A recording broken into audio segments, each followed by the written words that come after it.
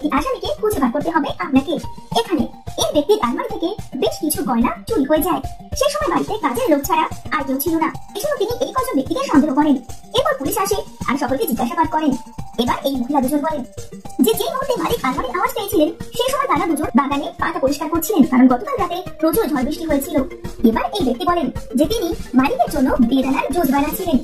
আর শেষে এই ব্যক্তি বলেন যে তিনি কিছু জানেন না, তিনি তখন বাগানের গাছে জল দিচ্ছিলেন। এবার এই চারজনের কথা শুনে পুলিশ খুব ভালো করে বুঝে যায় যে আসলে চুরি কে করেছে।